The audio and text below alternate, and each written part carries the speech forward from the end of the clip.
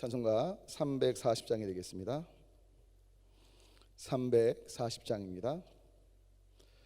어지러운 세상 중에 기쁜 소리 들리네. 예수 말씀하시기를 믿는 자여 따르라.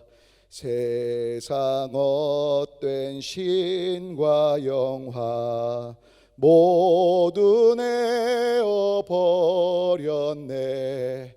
예수 친히 하신 말씀 날 더 귀히 여겨라. 기쁜 때나 슬픈 때나 바쁜 때나 틈날 때 예수 친히 하신 말씀 날 더 귀히 여겨라. 주님 크신 은혜로서 부름 듣게 하시고 복종하는 마음을 주사 따라가게 하소서. 다시 주님께서 가르치신 기도 주님께 올리겠습니다. 하늘에 계신 우리 아버지여, 이름이 거룩히 여김을 받으시오며 나라가 임하시오며 뜻이 하늘에서 이루어진 것 같이 땅에서도 이루어지이다. 오늘 우리에게 일용할 양식을 주시옵고 우리가 우리에게 죄 지은 자를 사하여 준 것 같이 우리 죄를 사하여 주시옵고 우리를 시험에 들게 하지 마시옵고 다만 악에서 구하시옵소서.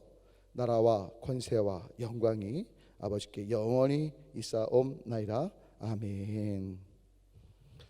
오늘 우리에게 주시는 하나님의 말씀, 우리 예레미야서 52장 우리 함께 1절부터 11절까지 있는 말씀을 다 참목소리로 함께 봉독합니다. 구약성경 제간성경은 1139쪽이 되겠습니다. 함께 봉독합니다. 시드기야가 왕 위에 오를 때 나이가 21세라 예루살렘에서 11년 동안 다스리니라.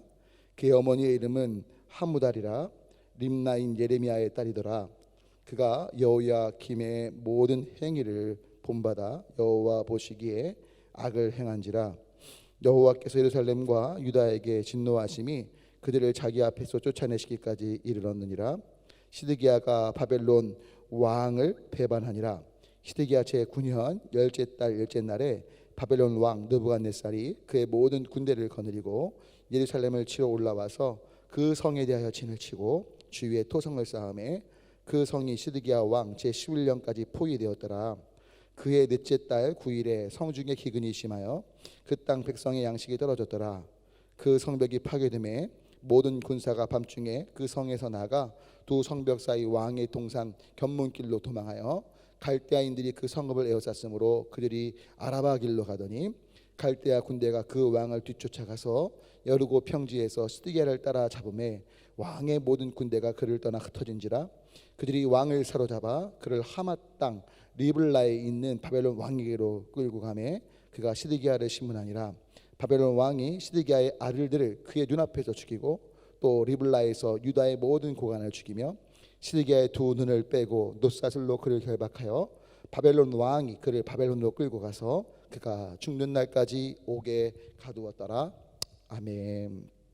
오늘도 이 새벽에 주님의 얼굴을 구하시며 귀하신 이 새벽에 정말 자리를 깨우시면서 하나님의 얼굴을 구하시는 귀하신 한 분 한 분과 비록 이 시간은 아니어도 시간을 정하셔서 동영상을 보시면서 하나님 앞에 반응하시는 귀하신 한 분 한 분 가운데 날마다 때를 따라도 오시는 우리 주님의 은혜가 함께 하시길 주님의 이름으로 축복하며 또 소망해 봅니다.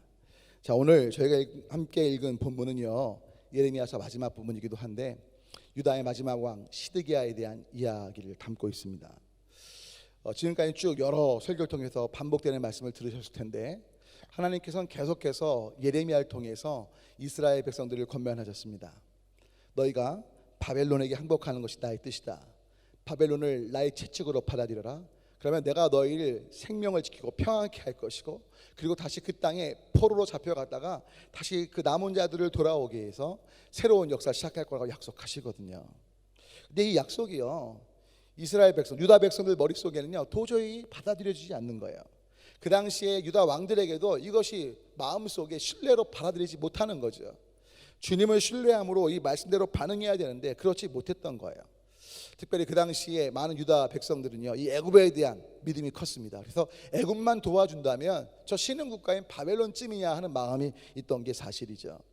그런데 여러분, 이 시드기야가 전심으로 하나님을 의지하지 않는데 안타까운 건 그의 아버지는 정말 전심으로 하나님을 의지했던 유다 왕 중에 종교 개혁을 단행했던 멋진 왕으로 평가받고 있는 요시아거든요. 실은 그 시드기야의 아버지가 요시아였고, 실은 그 앞에 세 번의 왕이 있게 되는데 그 사이에 다 그들도 실은 요시아의 아들과 손주였어요. 그래서 요시아 다음에 왕이 여러분 아시는 대로 여호아스라는 왕이고요. 그 다음이 여호야김이란 왕이고요. 그 다음에 그 아들이 여호야긴인데 그가 이제 왕이 됐다가 그 이후에 이제 시드기야가 왕이 된 거예요. 그런데 이 시드기야가 왕이 된 것이 그냥 된 것이 아니고요. 사실은 바벨론이 지명을 합니다. 그래서 어떻게 보면 자신의 정치적인 힘이나 능력으로 왕이 된 것이 아니라 바벨론을 등에 업고 어떻게 보면 쉽게 말하면 이제 왕이 된 거라고 보시면 돼요.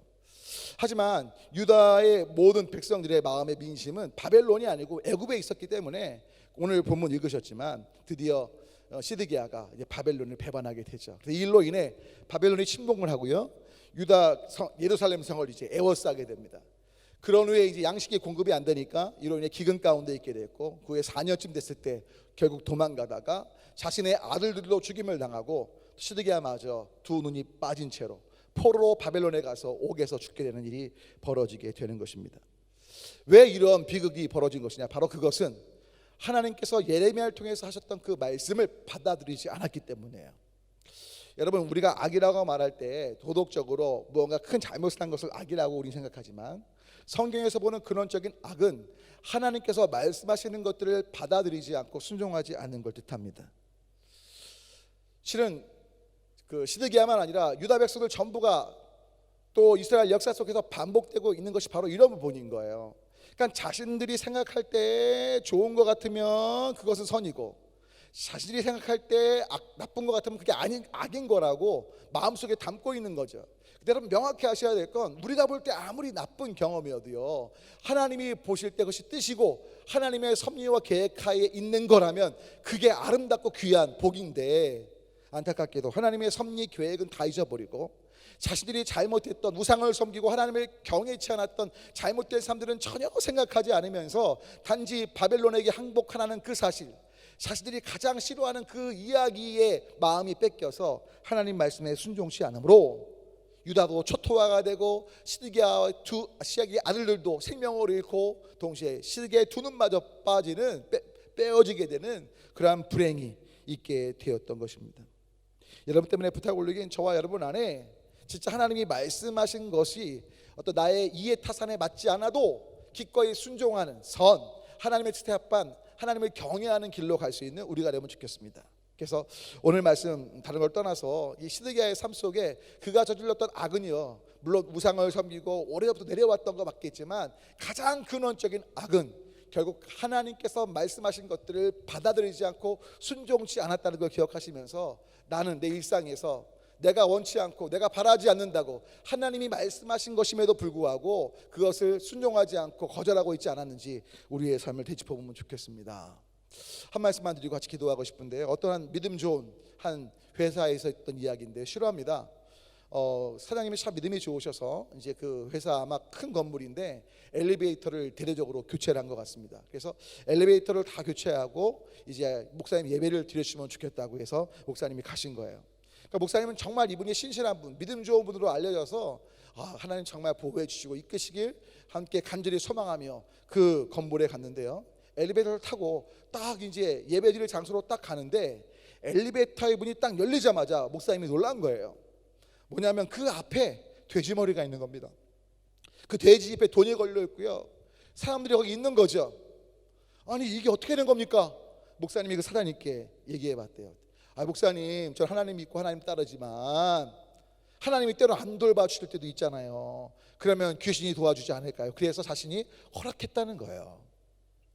여러분, 하나님께서 원치 않으시는 것들을 행하면서 여러분 양다리 걸치는 삶, 여러분 사실은 제가 아까 하나님이 말씀하시는 것들을 순종치 않는 것, 받아들이지 않는 게 악이라고 했는데, 시드기야는요 오늘 본문 그 또 전후 맥락을 보면요, 애굽에서 지원군이 온다는 얘기를 듣고 또 지원군 어떤 올 것을 확답을 받아요. 그러니까 분명 하나님의 말씀을 알면서도 그 애굽의 지원군 약속에 마음이 뺏겨서 양다리를 거친 거죠. 그 가운데 결국 바벨론의 채찍에 모든 것들이 무너지게 된 거죠. 왜? 하나님의 뜻을 거절한 거니까요. 하나님이 아닌 인간적인 방법들을 모색하고 양다리를 거쳤으니까요. 조금 전에 말씀 올린 그 사장님도요 양다리를 걸치는 거예요. 아니 믿음 좋은데 그 믿음 좋은 사람이 하나님께만 소망을 두는 게 아니라 하나님이 안 도와주면 귀신들이 도와줘요. 이게 말이 됩니까? 여러분 뭐 정말 그랬을까요? 정말로 있었던 일이래요. 실명은 안 나오지만 여러분 부탁 올리긴 다시 한번 우리 안에 양다리 걸치는 게 아니라 진짜 하나님께 믿음을 두고 나아갈 수 있는 우리 모두가 되었으면 합니다. 다시 함께 기도하겠습니다. 하나님, 끊임없이 예레미야를 통해서 바벨론을 채찍으로 받아들여라, 항복하고 포로로 잡혀가는 거 정말 달갑지 않고 원치 않는 거여서 계속해서 이 방법이 아닌 애굽의 지원군을 통해 애굽을 의지하면서 풀어가려고 했던 유다 백성들의 모습을 보고 또 시드기야의 모습을 보는데, 이 일로 인해 결국 아들들을 잃고 두 눈마저 빠지는 너무나 큰 비극을 경험하고 포로로 인생을 옥에서 마무리 짓게 되는데, 하나님, 주님께서 우리에게 계획이 계셔서 포로로 잡혀간 후에 그들을 남은 자 되게 하시고 그들을 정결케 해서 돌아오게 하셔서 새로운 일들을 시작하실 그 약속, 그것들을 잊어버리고 단지 내가 좋아 보이는 것들만 따르고 또 내가 원하는 것들을 위해 양다리를 거치고 있는 우리를 보는데, 오직 하나님께만 믿음을 두게 하셔서 주님을 바라고 의지하는 모두가 되도록 도와주옵소서. 예수 그리스도 이름으로 기도합니다. 아멘.